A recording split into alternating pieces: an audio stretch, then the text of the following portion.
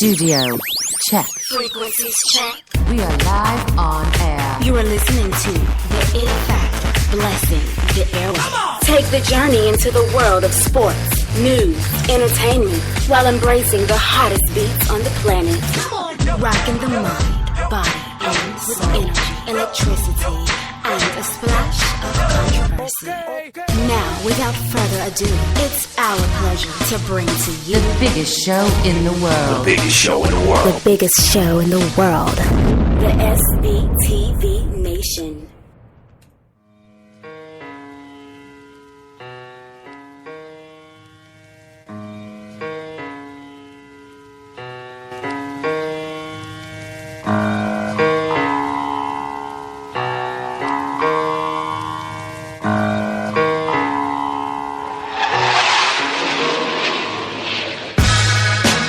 Ladies and gentlemen, boys and girls, this is the SBTV Nation. I am the Dream, and I'm here with my two co-hosts, the incomparable, total annihilation, Dr. Dan, and the daily fantasy champion, the Mad Hat second place winner. I'm not the champion, Dream. I really wish I was. I went to fix it. I'm like the runner-up, man. I'm the first loser. Second place is the first loser in life. Dan, what's going on, brother? Oh, man, I'm doing good. I actually come into the show with some very breaking news released at 5:54 this morning by the NFL and the Oakland Raiders. They have filed relocation paperwork to move to Las Vegas, Nevada. The Oakland Raiders moving to Las Vegas, Nevada. You Hey, think it's going to go I down? called it like 7 months ago. Yes. I told everybody to put a future on it.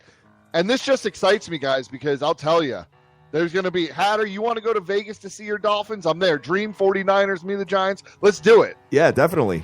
Dream, I'd be my good God. with that. Go check out I'll go a. with that too. Hopefully, this is one step in another, one step in the right direction as far as maybe getting, gambling legalized. Oh, definitely. Well, you know that president-elect will probably be making that happen at some point, Dream. Hey, he's a little bit He's busy making right bets. now. What's that? President-elect busy Trump is right making now. bets. Yeah, he's making bets, exactly. He's got the whole golden showers thing going on. I don't know if you guys know about that, but that's a little... That's why he's orange, man. It's those Russian Chernobyl prostitutes. When they pee on you, you turn orange. Dream, why are they trying to keep the white man down with fake news? Yeah. No, I know. I love the way he flows it off too. I mean, but it's just so like, oh, that definitely happened. I mean, that definitely happened. I don't know, man. But good morning to everybody. We are the SBTV Nation, and good morning to my man Fast Eddie for sending me. Thank you for sending me these incredible photos. I really appreciate that, as always. And we're looking forward to kicking it off today. And Dan, we got to talk about the New York Football Giants. Oh, Dream, I just went right there. That's it. Oh, Talk to me about that, Dan. What happened there? What's that? with a jab right out the gate, Dan. Oh, that's all right. I thought we were going to talk about the fish fry. The fish fry did go down. And I think that everybody pretty much knew that was going to happen. But you know what? Hey, one thing I did get out of that game was that Matt Moore is pretty damn good. That's all I got to say about that. But anyway. Yeah, 12 points. I don't know. He's all right. Did he perform? He's no Eli Manning. Did he perform better than Elijah? No.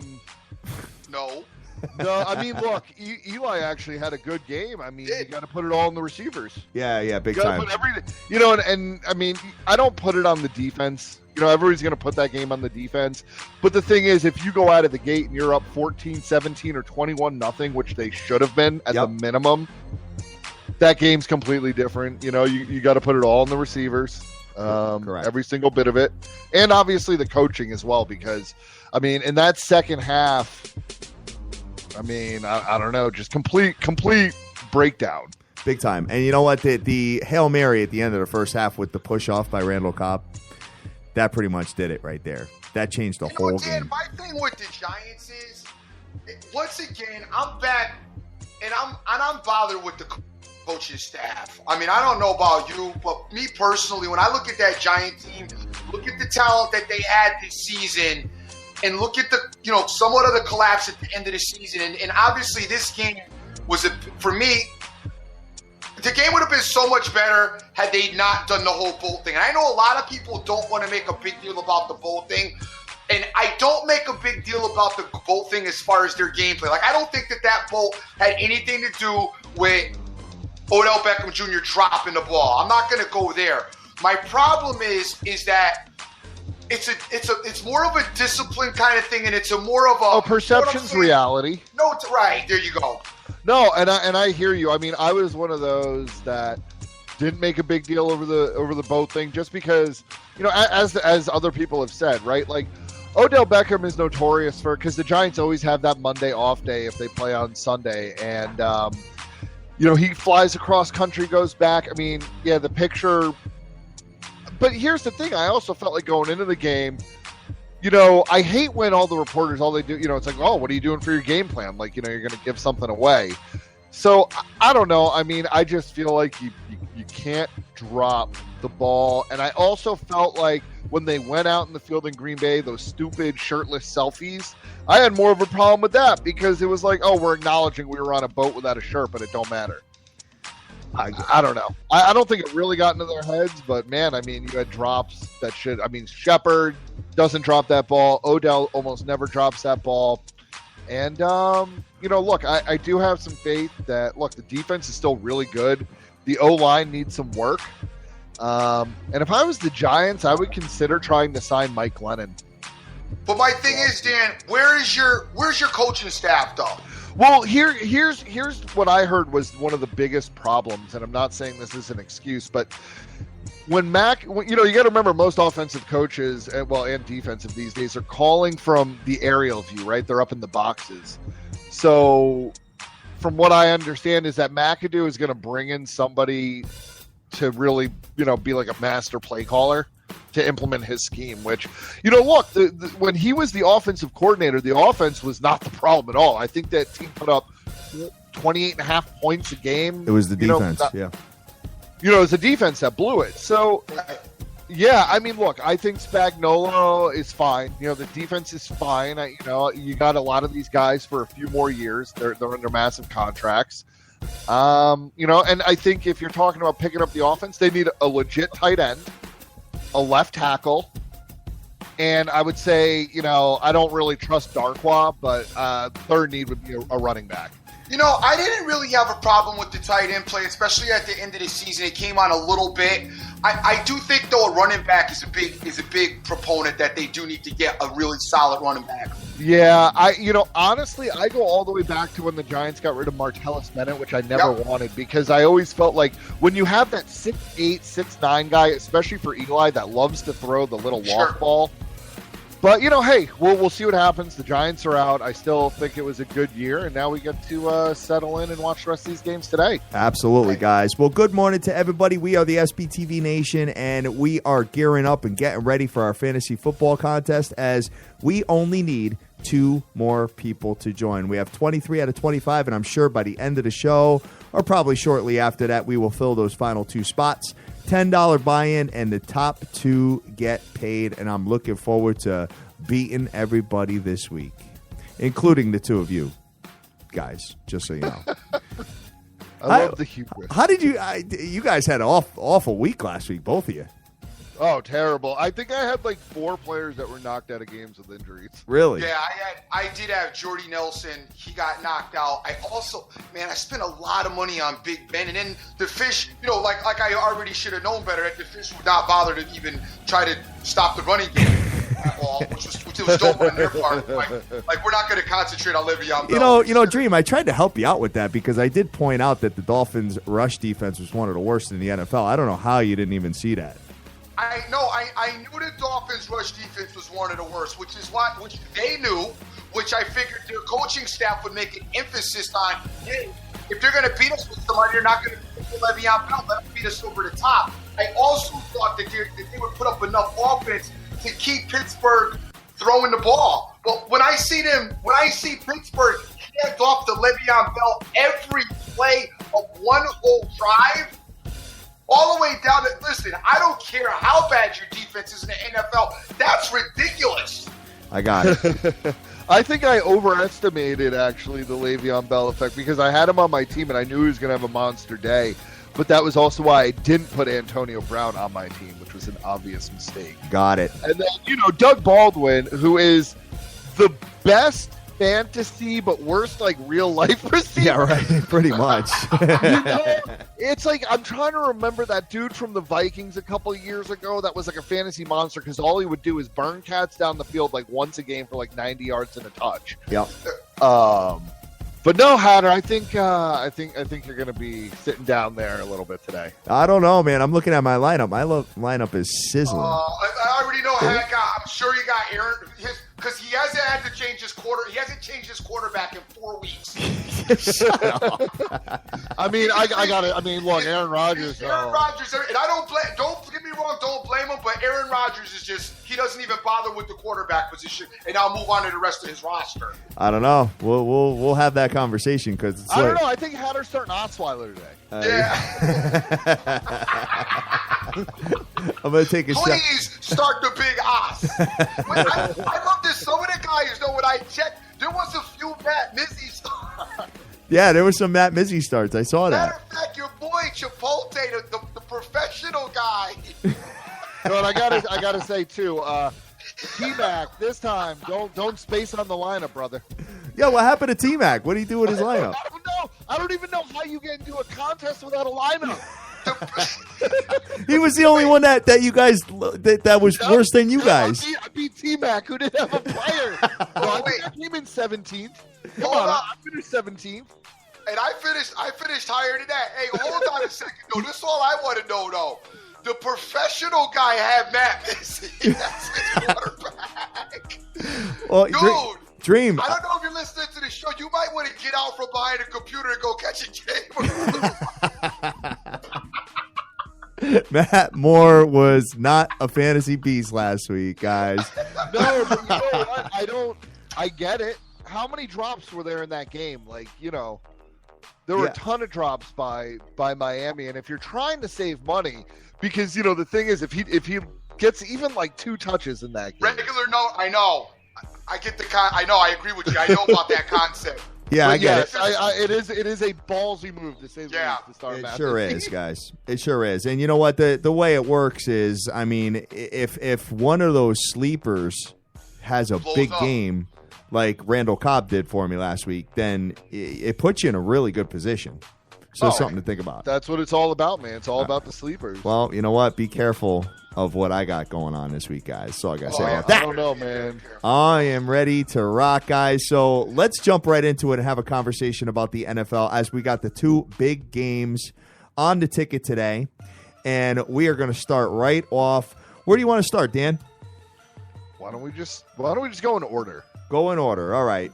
Well, let's kick it right off here and have a conversation about the 4:35 p.m. Eastern Standard Time matchup in the NFC between the Atlanta Falcons and the Seattle Seahawks. Atlanta Falcons are 11-5 on the year, 5-3 at home, have had the week off as they were in a bye situation, and now they're given 4.5 points with an under over a 52.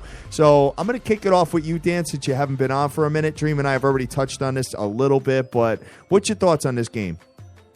I love the Atlanta Falcons. You love the Atlanta Falcons. I think, look, I know that everybody's talking all week about how Atlanta could, really go and Atlanta themselves, like they always seem to do in the playoffs. Yep. But the Seahawks are a miserable road team. I understand that they had that one win at New England. And that's a team, every team kind of has, I think, a little bit of a nemesis. And lately, Seattle's played New England very well. So I tend to discount that game a little bit. I look at Tampa Bay, 14-5. At Green Bay, just getting annihilated, 38-10. And losing at home to Arizona, that second to last week of the season was bad. Yep. Look, this Seattle team, yes, they beat Detroit down, kind of, but it didn't even feel that way. Okay. And you're missing basically a Hall of Famer on your defense, and you have the best offense right now in the league, and they're pretty healthy. You got 2 great running backs. You got 1 great all-time great receiver, and some other playmakers out there. I just don't see Seattle being able to do much of anything against this Atlanta team. I am calling for the total annihilation Wow. Yes. Yes. Dream. Yes, sir. Talk to me about this game. Where you at? All right, well, once again, I am going to go back again and talk about the Seattle Seahawks. And one thing I want to do mention, Dan, about that New England game, you remember, New England had the ability to win that game. It screwed it up in the waning minutes of the fourth quarter. So, Seattle Seahawks, I talked about it most of the season. Their offensive line stinks. I am not going to go crazy about the win against the Detroit Lions because – once again, had that game been refereed properly, that I am still salty about, Seattle would not have won by the score that they ended up winning that game by, which would have shown that offensively they were still very much inept in their performance even against Detroit. This offensive line is bad. Now, I know that Atlanta's defense has not been absolutely stellar for most of the season. However, towards the later part of this season, that defense started playing a lot better, especially the front four initiating a little bit of a pass rush. I expect them to be able to get off the ball quick on the front four. I expect them to disrupt Seattle's rushing game. That's going to put Russell Wilson in passing situations. As long as they can keep contained on Russell Wilson, don't let him scramble outside the pocket and get balls downfield, I think Atlanta's going to be in very good shape defensively. On the offensive side, I can't talk enough about how talented this Atlanta Falcon team is. They've got a great running game in Freeman. They've got a great passing game in Ryan. And obviously they got Julio Jones with a couple of sub-stories on the other side of him as well, with Sanu and even Gabriel coming off the bench as well, maybe playing in that slot position. And Sherman can't cover Julio without committing penalties. Sherman can't go. But you know what, Matt? Don't even play yourself. Don't even throw to Sherman's side. Yeah, right. Well, here's the thing. You also got to remember, Atlanta went to, and I know they lost. Yep. But they put up 24 points in Seattle. Yep. I just think coming to Atlanta, this is where Atlanta finally gets off the schneid. Man, I'm with you, Dream. Let's get it. I like the Falcons a lot. I think that the Falcons also, I believe Freeman in the short pass game is going to be a possible X factor that we haven't really been counting on. Didn't see a lot of that this season as much as I would have liked to. I think that's going to be effective in this particular game just because Seattle's probably going to cover down the field very well and very aggressive. So you kind of beat them up in the middle with the short passes, to your running back out of the backfield. I see Atlanta having a lot of success doing that against the Seattle Seahawks defense, and eventually wearing the Seahawks defense down. I have Atlanta winning this game and covering the spread, but I already also have them in a 10-point tease that you guys know I put in. I had Clemson in it, and now I have Atlanta, and I also have the second game that we're going to get into. All right, well, just want to ask you guys a question because so far all the favorites have won their games and covered their spreads. Which means at some point, what goes up must come down, and an underdog is going to come to form, and it's probably going to happen this week. I'm with you guys on Atlanta. I think that I just don't know. I mean, Seattle's obviously their strong point is defense, and I think they could maybe keep this a ball game for a while. They did beat the New England Patriots in Gillette, which is pretty impressive. This team is yeah, but they still did, and I would take the Patriots offense over Atlanta any day of the week, to be honest with you. They're going to be inside the dome. The Patriots offense? Maybe with a healthy Gronk. Okay. Well, Gronk was in that game, correct? Was he? Yeah. All right, that's the game he went out on, actually. All right, but he was in the game for a good portion of the game.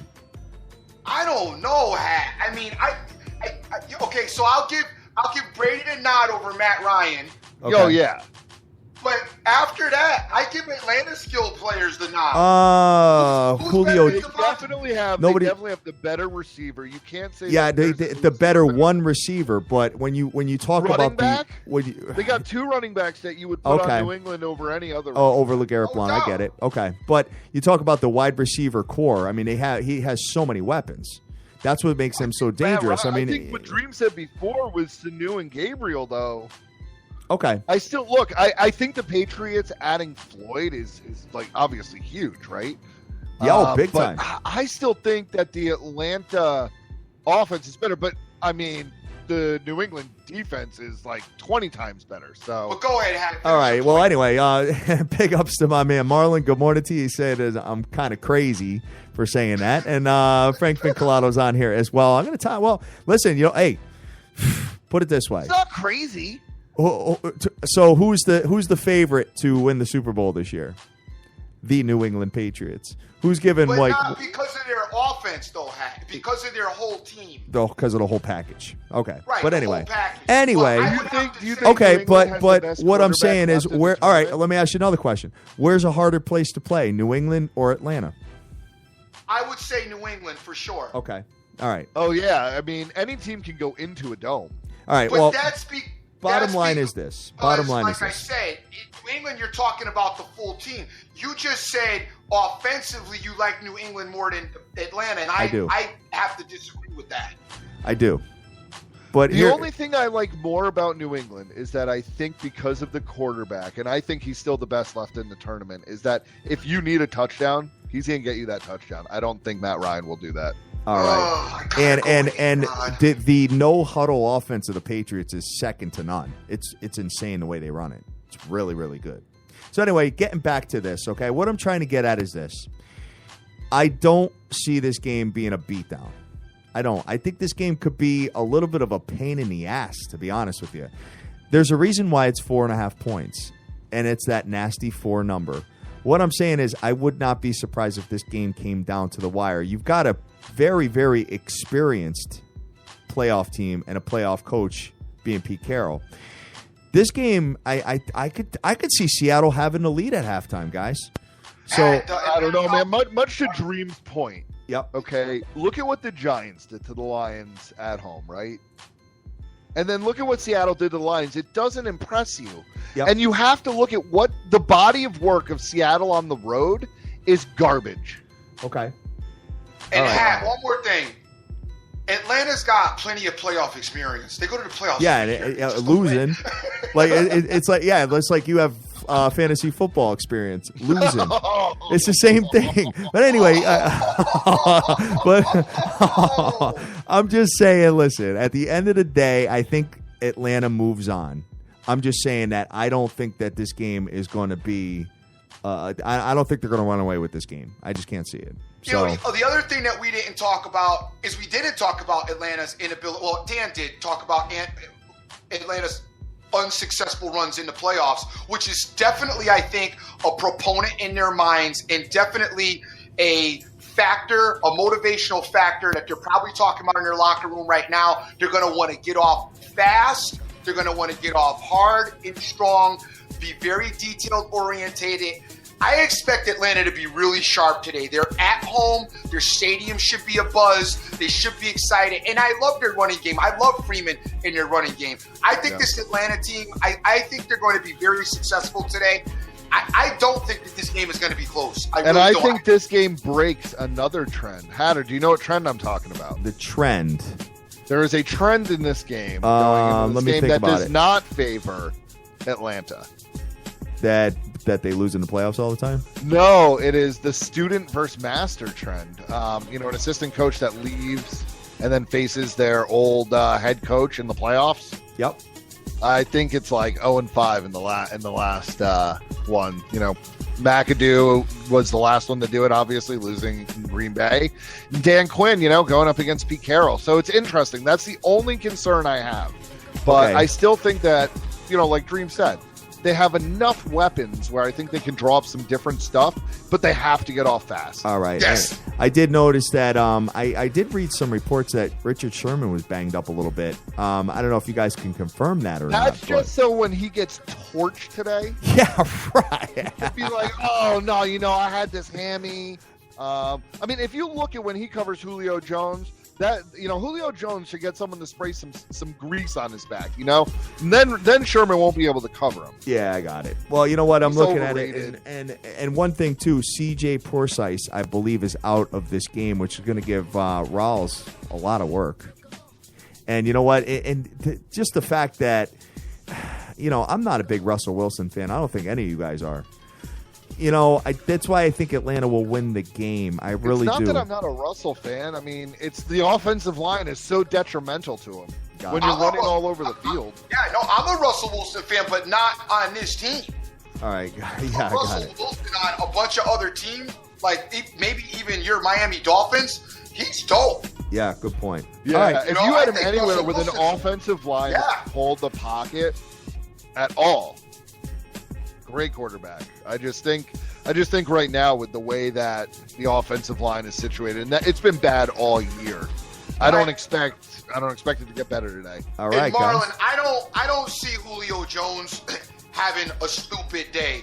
Because once again, the Seahawks are going to do what I said that Miami should have did. The Seahawks are well aware that Julio Jones is the guy in Atlanta. So Pete Carroll's definitely coached his guys up to say, hey, if you're going to beat us with somebody, it's not going to be Julio Jones. So I'm not really – I think Julio may have some success, but I don't think he's going to have a stupid game today. I would expect more production out of his counterparts. You probably see Jones – I mean, say what you want about Richard Sherman, one of the best cornerbacks in the game still, and I see him probably covering him. And Matt Ryan don't bother going to that side. I mean, most likely Sherman's going to play one side of the field. So if you want to get Julio touches, you just line him up on the opposite side and you throw it to him when he's not. Don't even bother testing resistance. With the luck that you've had in previous seasons in the playoffs, do safe stuff. Don't go out there trying to play yourself.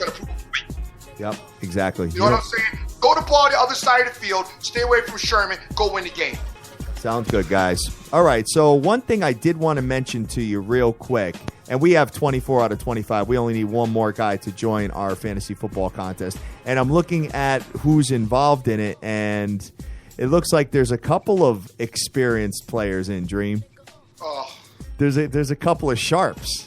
Couple of sharps in there. I'm glad you're keeping an eye on the daily fantasy roster while we're trying to figure out the real NFL games right now. Well, one thing I can tell you as far as intertwining fantasy and gambling is this, that if you have a massive team and you're like incredibly dope and you got maybe one more player going into the last game and you need that player to just give you halfway decent numbers, you could actually, and you know that you're going to make some big money in this tournament, you could actually hedge by doing a player prop the opposite way as far as gambling is concerned. That's something that I was talking to Super Mario about yesterday, and it actually makes sense. So that's something to take a look at as well moving forward. Guys, we are the SBTV Nation, and we are getting ready for the next game to talk about, which is one of the biggest point spreads I've ever seen in the NFL playoffs. And this is the Houston Texans, who are 2-6 on the road with a 9-7 record, going into the 14-2 New England Patriots. New England minus 16 points with an under-over of 44.5. Dream, you going to moneyline the Patriots today? I am all over the Texans to win this game and moneyline the Texans. By the way, the last time a spread was this big, guys. Yep. 1998. 1998. That brings us, what's that, 19 years ago? Yeah, pretty much. All right. And what was that spread? 16.5 again. And that was the Cardinals at the Vikings, and it did not cover. The only spread that was this big or larger that was covered was the 1968 Super Bowl III with the Jets. Right, with Namath, right? Yep. Okay. All right. They covered. The spread was 18 points in that game. Dream, where you at with this New England Patriots game? Come on, you guys know. I mean, listen, Osweiler stinks. We talked about it all year. They hate that he's even in there. They don't even want him in there, but he's in there because they don't have any choice. I don't think the team's happy with him. You know, the Hopkins isn't all that happy. I mean, you're going against Belichick. I mean, listen, you guys don't need a whole bunch of breakdown on this. Okay? Belichick's got putting ice on the field right now as we speak. They got the water going. Because they're going, the Patriots kind of still cheat. Even though they can blow the Texans out, they're still over there messing with their headsets because the headset is going to have an issue for Houston. There's going to be something wrong with the field. The balls might be not the proper size or the regulation. They might be out there they might give the Texans a Nerf to throw. Yeah. You're like, hey, this is a Nerf. Oh, and Osweiler will probably throw an interception with a Nerf football. Yeah. The Patriots should kill this game. You're talking about a total annihilation. Unfortunately for me, like I said, I've got 10-point keys. So I've already got this. I've got New England minus 6.5. If there was ever a team that will cover the 16, it's probably the Patriots and probably in this situation. I know you guys don't want to do it. The Patriots has had big spreads all season long. They've only not covered like 3 times, but we didn't ride them like we productively should have ridden them this season. I love this game. I love the Patriots. I think they cover the 16. Unfortunately, I don't have to lay it. My play's already in, so I'm not laying it. I'm going to look for maybe a prop situation or maybe a halftime play in this game. Second half play, I might do something there. But other than that, got to love the Patriots. Dan, where you at? Oh, man. I mean, again, this is, pupil versus master. You know how Belichick does when it comes to that. You see Bill O'Brien coach team with the worst quarterback maybe in the NFL. Second worst. I got it. I'm sorry, Dream, but Cap is probably worse. And maybe Ryan Fitzpatrick is worse. Wait, hold on. I think, actually, believe it or not, I like Cap more than at least Cap brings you some wheels. Yeah, he can at least run a little bit. Brock is like Drew Bledsoe-esque, but without the arm. He's like Ryan Leaf. He's Ryan Leaf. Don't put Drew Bledsoe and Brock Osweiler's name in the same sentence. Oh, I was just talking about the statuesque way that they hang in the pocket. But Drew Bledsoe can make a pass. Brock Osweiler cannot make a pass. And the team total is 14. I'm all about that under. I look at this game very similarly to when New England was going to Denver, and I made that my biggest play of the year by far. And I just see this game very similar, except in Foxborough. I just do not see Houston putting up more than 10 points, and I can even see maybe they get 2 field goals out of this, and that's a wrap. I think Patriots win this game something like 31-10. 31-10, huh? Yeah, that makes sense. Maybe I can see that happening. 25-6. Okay. Well, you know what? You do have, and I don't know what the difference is between at home and on the road defensively, but you got the number 1 defense in the NFL. You have it. And they're getting 16 points in a playoff game.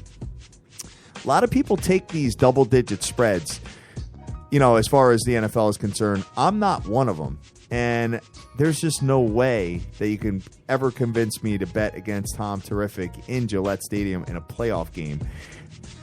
I wouldn't be surprised if this one was a stomachache to begin with, though, Dream. Maybe a low-scoring affair to begin with. And then I would. You would, huh? Yeah. I found places though where you can get this at 15.5, and you buy that 1.5. You're not giving up that much juice. You get it to 14. 14, okay. Or you 7 points. Get it down to 9.5 with something. How are the Texans going to score? How are the Texans going to score? Yeah. That's a really, really good question. That's what I'm saying. I think right? it'll be a low scoring affair to start. I really do. I might consider going with a first half under. My thing is, how many times have we seen New England take the opening kickoff, the opening ball, and just go straight down the field and score? Like nothing. Like a hot knife through butter. Butter through, hot knife through butter. Yeah, exactly. You But know also, what I'm saying? the thing is, if you were going to give the Texans a shot in hell, right, there would have to be some crazy special teams play. But the Patriots are by far the most well-coached special teams group in the NFL. Okay. Well, agreed. All right. I might go with a first half under in this game. I think that's where I'm going to go with this one. Just because I think that Houston's defense could kind of keep it somewhat competitive in the beginning. I think New England in the second half blows it wide open now. So that's where I'm going to go. And I would love to see if anybody has the testicular fortitude to money line the Houston Texans. Plus 925. And I do not, and don't know anybody that does. And if you do, you might want to get yourself to a game this season and check out what's going on. Oh, man, imagine people taking the Texans defense today in fantasy. Wow. Oh, forget it. Forget it. No good. But, all right, guys, so that's pretty much going to do it for those 2 games. I mean, I think we're on the same page with, I like, obviously, the Pats and the Atlanta Falcons to move forward in the playoffs. It's 2 favorites. But an underdog is going to rear its ugly head at some point, and I don't know if it's today or I don't know if it's tomorrow. I think that's going to be tomorrow. You think it's going to be tomorrow? I think it's going to be twice tomorrow. Oh, he said twice tomorrow. All right, well, you know what? Don't give too much away because we're going to have our show tomorrow at 10 a.m. Hey, those spreads could change. Yeah, good point. Good point. So, all right. So, do you guys have anything else? Hardwood, ice, anything, Dream? I'm going to start with you. Well, yeah. Got a little bit of basketball going on as Duke is playing Louisville today. Louisville is given 4. Louisville's at home. I have talked about Duke. I don't think this Duke unit is as good as they're ranked right now. And I think Louisville, I think they're a little bit better than Duke. I'm not going to go crazy about them either, but I don't think Duke is that good. Coach K is not coaching. He's taking that month off. He's got, I think it's the medical condition or whatever he's having done. We know about Grayson Allen and his antics. He'll be there maybe trying to trip people today. But I like Louisville today. Louisville's at home. I think they'll be up to the task. Duke is like the Dallas Cowboys. They got a big star on their chest. Everybody wants to beat them. The spread is 4. It's a little bit of an early start for you guys if you want to maybe get a little bit of try to make a little quick money. You can look at Louisville today to beat Duke. I believe that game's let me see. I think it's 1 o'clock. Hold on 1 second. It's a nooner. It is a noon. And I'm actually with you, Dream. I was gonna talk about this game too. Okay. You know how I feel, and I know you feel the same way. And I think Hatter feels the same way, especially early games on the road, where. I don't want to say that there's a sizable difference between Louisville and Duke, and I know Louisville had a couple bad losses over the last couple weeks, but I like this Louisville squad a lot. I think they cover the 4. I just like because it's an early game with Duke on the road, and again, I just don't think that Duke has the overall talent that Louisville has this year. I think they cover pretty easily. Okay. Agreed, 100%. I got 2 more you guys my guys might want to look at. The other one I've got is going to go with a homer, which is a bad homer. UConn Huskies, by the way, are awful this season. I don't know if you guys are aware of this, but they are absolutely dreadful. They're going into Georgetown today. Georgetown hasn't been, they haven't necessarily played up to their ability. I feel last season and so far this season either. This team has a huge upside as far as I'm concerned, but I don't know. He just doesn't seem to be able to reach these kids. That being said, UConn comes in with a very bad team. I think Georgetown beat the brakes off of UConn today. Georgetown's at home. This is a nice little win at home in front of your home faithful. I expect it maybe to be a little tight going into the half and then Georgetown to pull away in the second half. This UConn team makes a lot of mistakes. Young team, turn the ball over a lot. I think Georgetown should be able to capitalize, and I definitely think Georgetown has an advantage in size and will definitely out-rebound them offensive and defensive down in the paint. You're 100% right. UConn has all the signs of a young team. I mean, they play pretty decently at home, but when they're on the road, it's a mess, and Georgetown definitely will out-talent them. All right. Pat, do you have a spread for the Minnesota-Penn State game? Minnesota, Penn State. Yeah, let me pull it up and see if I can find it. Just give me 1 second. This is collegiate basketball. Hold on, guys. Pulling it up right now. We have Penn State minus 1.5, under over 142.5. This right here to me, Minnesota got beat, bludgeoned by Michigan State earlier in the week. Yep. But they got beat up. Killed. They had played Michigan State prior to that, very close, and almost won, but had lost that game as well. I think that was a wake-up call for this Minnesota team, who I think is pretty good. Penn State, to me, this year has been dreadful in spots. I don't think they're a good team at all. These college basketball games and college sports, obviously very tough on the road. However, in this particular instance, I'm going to take a shot on Minnesota to bounce back. You got a small line. You got the 1. I think Minnesota bounced back off of that smack in the face they took from Michigan State earlier in the week. I like Minnesota to beat Penn State today. I think, and that's my 3rd game of the day. I like Minnesota to beat the Nittany Lions. That's a tough game. Tough game. I think that's tough. I think Penn State's a little better than you're giving them credit for. Okay.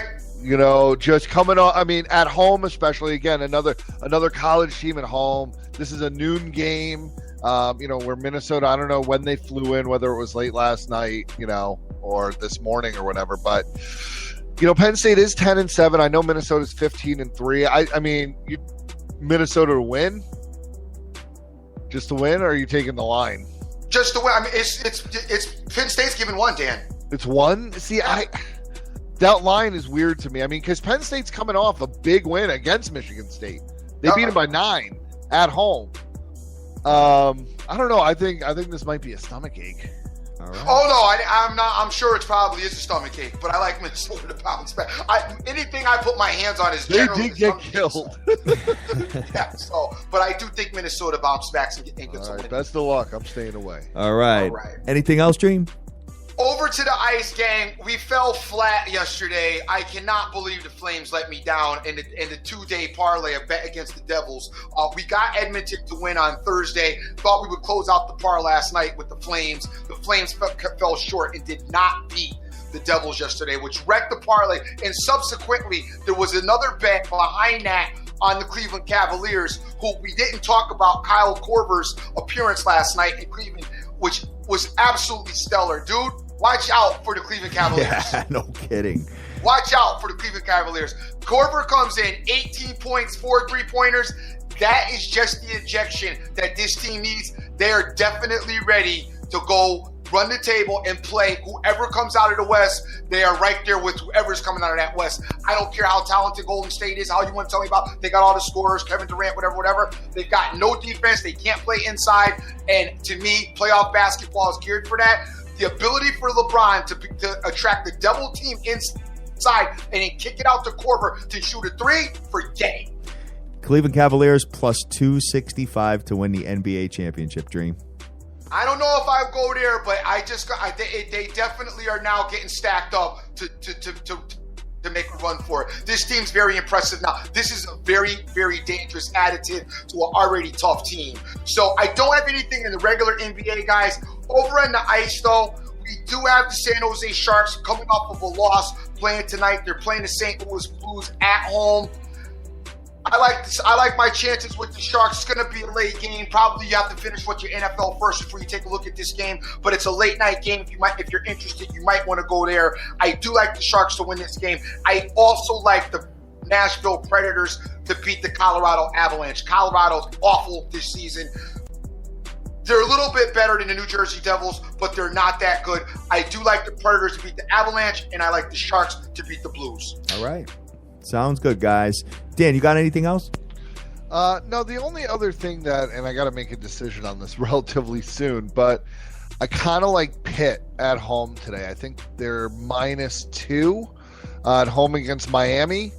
I like the way that Pitt has played. I know they're coming off 2 tough road losses at Syracuse and at Louisville, but again, another team that plays pretty well at home. I think they get the win today. So I got -3 on my board. I'm looking at. I got -3. You got 3? Yes. All right. Yeah. I mean, still a 3. I mean, if you want, pair it with something, flip it around. I don't know. All right. Do whatever you want. Sounds good. Well, guys, we have filled our fantasy football contest. We got 25 people. Top 2 get paid. And myself, Dream, and the Evil Genius are all in it, along with Coach Mosca, Jay Acosta, Rick Lopez, and we've got several of these Sharps, Dream, that have joined. We got 1, 2, 3, 4, 5, 6 that have these badges, these experience badges. Yeah, right.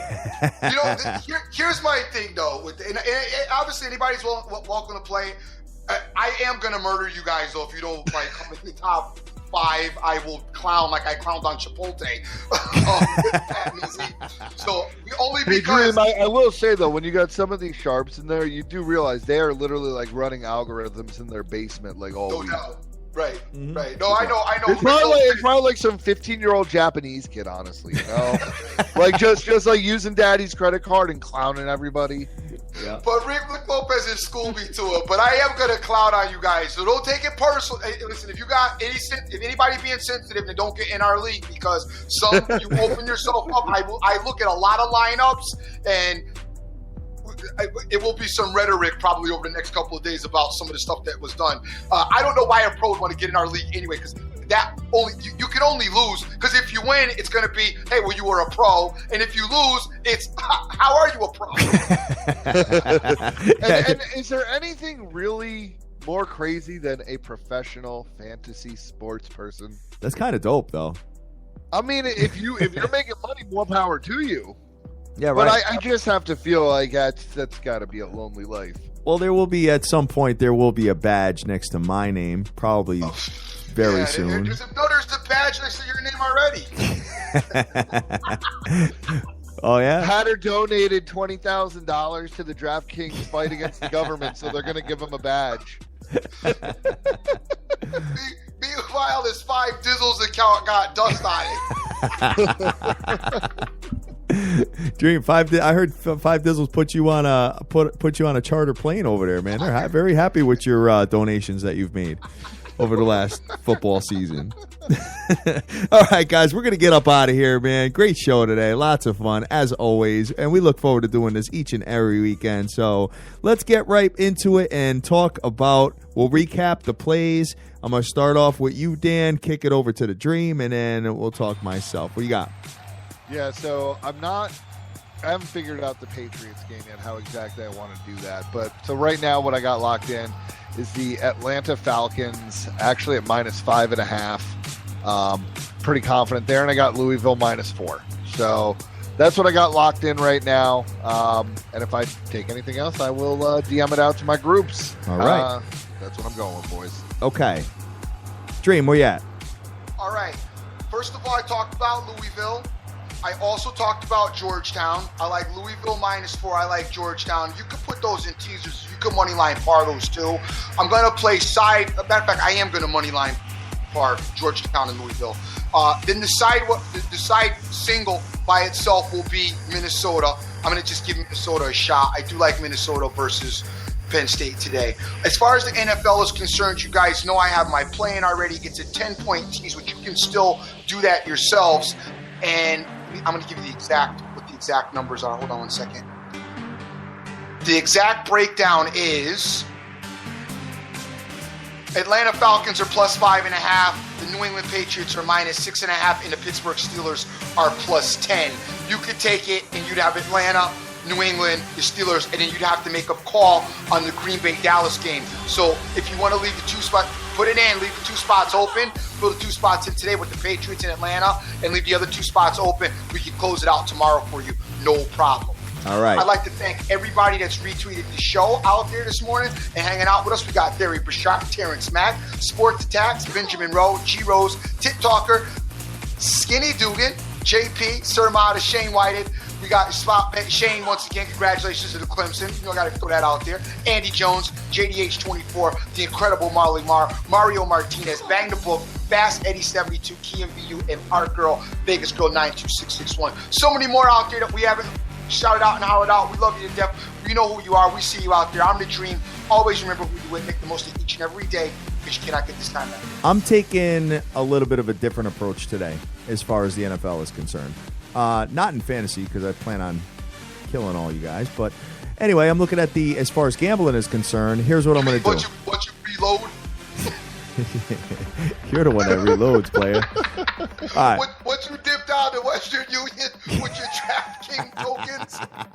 Here's where I'm going. I think that the Seattle-Atlanta game is going to be a little bit tight for a while. So what I'm going to do is I'm actually going to bet both teams' first score being a field goal.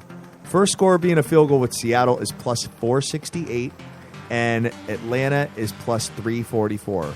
So if there's a field goal scored in the first score, I'm in some pretty good money. Minimum 2.5 to 1. I like that. Minimum. I like that a lot. Yeah, it's kind of cool, right? I'm going to tell you on that. All right, sounds good. So we're looking. Last week, Rick Lopez did something similar to that with the running backs in the Texans Oakland game, I believe. On one side, he took the Texans running back, and on the other side, he took the Oakland running back, and he hit as well doing that. Great call, Hat. I love that. Yeah, I think I'm going to do that. There's one other prop real quick, that if you want to look at, too, that I think might come through, is that if you look at Osweiler over 2.5 touchdown plus interceptions. Okay. You like the over? I do. I think he throws a couple picks, and I think he might get in the end zone one. All right. Will the Patriots score first? Probably is dope too. Yeah, I think that's like minus 800. And will the Texans not score? You might want to get on that. A shutout prop is not a bad prop. There we go, guys. Now, you know what? You know what they'll do is at the end of the game they'll be down, 30-0, and they'll kick a field goal.